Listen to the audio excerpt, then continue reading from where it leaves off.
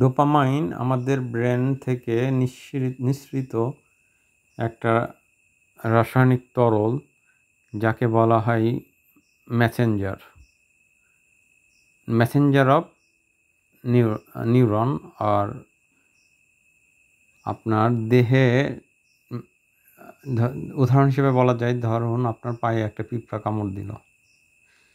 এই ইনফরমেশনটা পা থেকে ব্রেনে প্রথমে পৌঁছাইতে হবে, তারপর ব্রেন ইনস্ট্রাকশন দিবে সেই পিঁপড়াটাকে আমরা কিভাবে প্রতিহত করব।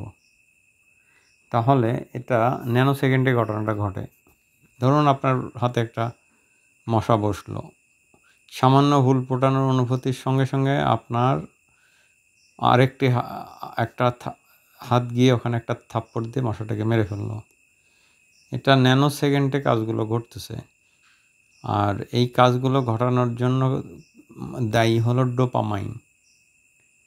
ডোপামাইন ব্রেনের নিউরন থেকে নিঃসৃত হয়ে রিসেপ্টরের মাধ্যমে আমাদের সমস্ত শরীরে নিউরনের নার্ভ সিস্টেমের মাধ্যমে সমস্ত শরীরে পৌঁছে যায় এবং নার্ভ সিস্টেমকে অ্যাক্টিভেট করে।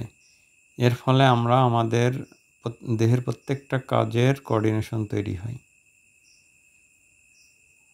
সুতরাং এই ডোপামাইনটা আমাদের জন্য অত্যন্ত একটা গুরুত্বপূর্ণ বিষয়। এই ডোপামাইনটা সাধারণত আমরা যখন কোনো কিছুতে খুশি হই, আনন্দিত হই, যেমন আমাদের একজন স্বামী তার স্ত্রীকে একটা ফুল উপহার দিল, সঙ্গে সঙ্গে তার মনটা আনন্দে উৎফুল্ল হয়ে উঠল, যার ফলে তার ব্রেন থেকে ডোপামাইন নিঃসরণ বেড়ে গেল এবং তার দেহের মধ্যে একটা সজীবতা, আনন্দ, ভালো লাগার একটা আবেশ তৈরি হলো। ঠিক একইভাবে যদি দেখা যায় যে একজন স্ত্রী তার স্বামীকে মনে কষ্ট দিল অন্যায্যভাবে, সঙ্গে সঙ্গে স্বামীর মনটা বিষণ্ণতায় ভরে গেল, তার ডোপামাইন সিক্রেশন বন্ধ হলো, শরীর মন অবশ হয়ে আসলো। সুতরাং এই ডোপামাইনটা আমাদের দেহের জন্য অত্যন্ত গুরুত্বপূর্ণ। ডোপামাইনটা সাধারণত নিঃসরণ হয় রিওয়ার্ড সিস্টেমের মাধ্যমে। রিওয়ার্ড মানে পুরস্কার। যেমন আপনাকে একটা চকলেট দেওয়া হলো, খুব সুস্বাদু চকলেট, সঙ্গে সঙ্গে আপনার জিহ্বাতে একটা আপনি স্বাদ অনুভব করেন, এটাই আপনার রিওয়ার্ড। যখনই স্বাদ অনুভব করেন, সঙ্গে সঙ্গে আপনার ডোপামাইন সিক্রেশন বেড়ে গেল বা নিঃসরণ বেড়ে গেল, তখন দেহে একটা আনন্দ, মনে একটা প্রশান্তি, ভালো লাগা কাজ করে। তখন আপনি কি করবেন, বাচ্চাদের ক্ষেত্রে যেটা হয়, একটা চকলেট খেয়ে যখন তার ভালো লাগবে, সে আরেকটা চকলেটের জন্য অর্ডার করবে, না পেলে কান্নাকাটি করবে, কারণ সে মোর রেওয়ার্ডেড হতে চায়। কিংবা আমরা যখন আজ থেকে 70-80 বছর দেখা যায়, বাচ্চাদের প্রধান বিনোদন ছিল বাজারে গিয়ে আম কেনা, কলা কেনা, বিভিন্ন ধরনের ফ্রুট কেনা। এখনকার বাচ্চাদের মধ্যে এই প্রবণতাটা দেখা যায় না। আপেল কেনা, কমলা কেনা, আঙ্গুর কেনা। আঙ্গুর দেখলেই তখনকার বাচ্চাদের একটা দুর্লভ পাওয়া মনে হতো এবং তার সিক্রেশনটা অনেক বেড়ে যেত। এখন কিন্তু এইসব আপেল কমলাতে বাচ্চাদের মন ভরে না, তাদের ডোপামাইন সিক্রেশনও কাজ করে না। বর্তমানে বাচ্চাদের নেশা জাতীয় পদার্থের ডোপামাইন আর্টিফিশিয়াল ডোপামাইন নিঃসরণ হয়, কৃত্রিম ডোপামাইন নিঃসরণ। যেমন ড্রাগ অ্যাডিকশন, জুয়া খেলা, মদ খাওয়া, বা আপনার যে কোনো অ্যাডিকশনই হতে পারে, যেমন ইন্টারনেট অ্যাডিকশন হতে পারে, PUBG game addiction, artificial dopamine. দেখা যাচ্ছে যে বাচ্চারা যেমন চকলেট একটা খাবার পরে তার ডোপামাইন নিঃসরণ বেড়ে গেল, সঙ্গে সঙ্গে সে আরেকটা চকলেট খেতে চাবে, যখন আরেকটা চকলেটে আরও বেশি ডোপামাইন নিঃসরণ সে আরও চাবে। ঠিক একইভাবে ইন্টারনেট অ্যাডিকশনের ক্ষেত্রে আর্টিফিশিয়াল সিক্রেশন হয়, ডোপামাইন সিক্রেশন হয়। এতে কী হয়,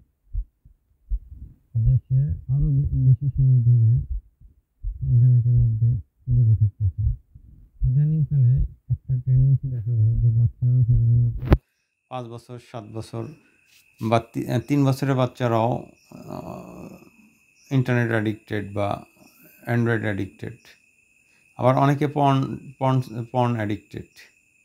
তখন হয় কি, যেমন একটা উদাহরণ দিলাম, যে একজন মদ খাওয়ায় অ্যাডিক্টেড। সে প্রথমে 1 বোতল মদ খেয়ে সারাদিনে 1 বোতল মদ খেত, কিন্তু ডোপামাইন নিঃসরণটা তখন আর কাজ করে না 1 বোতলে।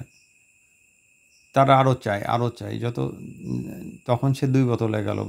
শিশুরা যেমন একটা চকলেট থেকে 2টা, 2টা থেকে 3টা, এভাবে মদের নেশা বাড়তে থাকে। ঠিক বাচ্চাদের ইন্টারনেট অ্যাডিকশনও বাড়তে থাকে, অনেকে পর্ন অ্যাডিক্টেড বাড়তে থাকে। ফলে আর্টিফিশিয়াল অ্যাডিকশনটা বেড়ে যায়। এটার জন্য তো কোনো পরিশ্রম করতে হয় না, কিন্তু আপনার ধরেন যে কোনো আগে দেখা যাচ্ছে যে আস্তে 90 দশকেও স্কুলের ছেলেমেয়েরা ফুটবল খেলতো, ক্রিকেট খেলতো, ভলিবল খেলতো, হাই জাম্প, লং জাম্প, সাঁতার, সব কিছুতেই তাদের একটা প্রতিযোগিতায় যখন তারা বা স্কুলে ফার্স্ট হওয়া, কবিতা আবৃত্তিতে ফার্স্ট হতে তাদের আনন্দ বিনোদন হতো, অর্থাৎ ওটাতে তাদের ডোপামাইন নিঃসরণ হতো। ওটা কষ্ট করে অর্জন করতে হতো। কিন্তু বর্তমানে ইন্টারনেটে এই পর্নাসক্তিতেই ডোপামাইন সহজে আর্টিফিশিয়াল ডোপামাইন নিঃসরণ হচ্ছে বিধায় বা আর তারা এই ধরনের লেখাপড়া প্রতিযোগিতায় অংশগ্রহণ থেকে বিমুখ। একটা পর্যায়ে গিয়ে তারা প্রতিবেশ থেকে বিমুখ হয়, বাবা মা, আত্মীয় স্বজন, বন্ধুবান্ধব সর্বক্ষা থেকে বিমুখ হয়ে তারা ইন্টারনেট বা বিভিন্ন ধরনের আসক্তিতে, পর্ন আসক্তিতে নিমজ্জিত, বিভিন্ন ধরনের আসক্তিতে নিমজ্জিত। এতে কি হয়, মানুষের ফ্রন্টাল কর্টেক্স, যেটা বিবেক বোধ, ক্যালকুলেশন,